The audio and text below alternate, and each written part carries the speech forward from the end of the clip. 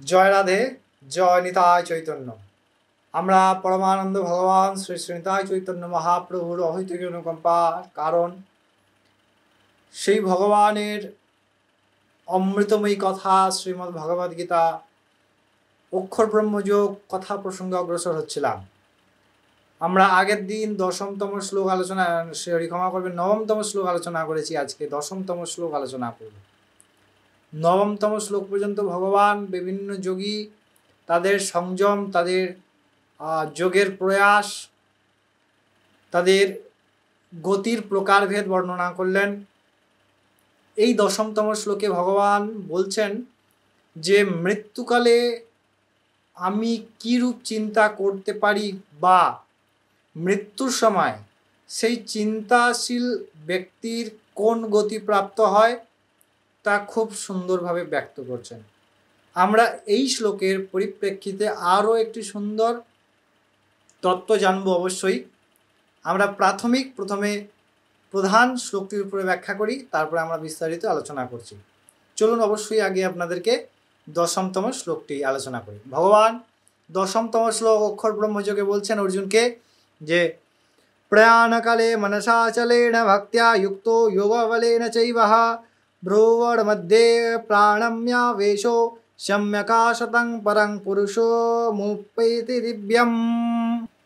ভগবান বলছেন প্রয়াণকালে সেই ভক্তিযুক্ত মানুষ একাগ্র চিত্রে বা একাগ্র মনে এবং তার যোগবলের সাহায্যে দুই ভ্রুযুগল, অর্থাৎ এই যে দুই ভ্রু আছে এই ভ্রুযুগলের মধ্যে তার প্রাণকে সমাহিত করেন এবং এই অবস্থায় তার দেহ ত্যাগ করেন, তখন তিনি সে দিব্য পুরুষ প্রাপ্ত হন, দিব্য পুরুষকে প্রাপ্ত করেন, সেই পরমাত্মা পরম স্বরূপ প্রাপ্ত করেন। কিন্তু ভগবান তো এই কথাটা বললেন, অবশ্যই কিভাবে করব সেই প্রসঙ্গগুলি অবশ্যই বলছেন। তার মধ্যে প্রধান বিষয় হচ্ছে যে এমনিতেই মৃত্যুর সময় অত্যন্ত যন্ত্রণা হয়, কারণ এই শরীর অভিমানী আত্মা, অর্থাৎ ওই স্থিতি যখন হয় তখন তো হয় না, কারণ তিনি শরীরের প্রতি আসক্ত নয়, সেই কারণেই সেই দিব্য চিন্তা করতে পারেন, সেই যোগবল প্রভাব করতে পারেন। সাধারণ ক্ষেত্রে আমাদের অত্যন্ত যন্ত্রণা হয়, অত্যন্ত কষ্ট হয়, সেই অবস্থায় কিন্তু আমরা ওই স্থিতি প্রাপ্ত করতে পারি না, বা এই প্রকার যোগ এর সাহায্যে ভগবানকে প্রাপ্ত করতে পারি না। তাই জন্যে আমরা আগের দিন শ্লোকে দেখলাম যে ভগবান বলছেন অভ্যাস যোগযুক্তেন চেতসা নান্যগামিনাম।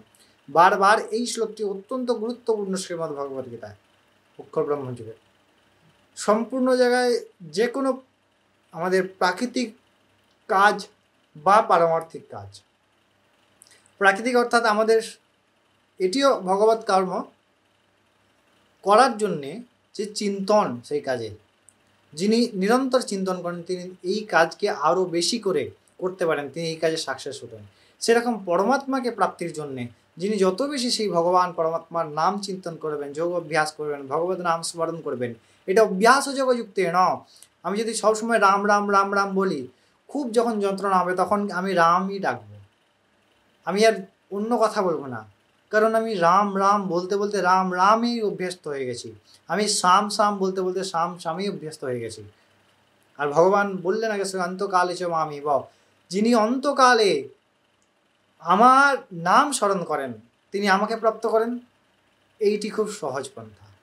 এইখানে ভগবান যোগের কথা বললেন, যিনি প্রাণ ত্যাগের সময় সেই ভগবান পরম পুরুষকে দেখেন ভ্রুযুগলের মধ্যে, প্রাণকে সমাহিত করেন, তিনি দিয়ে শরীর ত্যাগ করেন, তিনি সেই পরমাত্মাকে প্রাপ্ত হন। এবার এই যোগ প্র্যাকটিস করার জন্য ভগবান বললেন অভ্যাস যোগ যুক্তি ন চেতসা নান্যগামিনাম। যোগ মার্গ হোক, ভক্তি মার্গ হোক, জ্ঞান মার্গ হোক, প্রেম মার্গ হোক, যে কোনো মার্গে অভ্যাস যোগ যুক্তি ন চেতসা নান্যগামিনাম।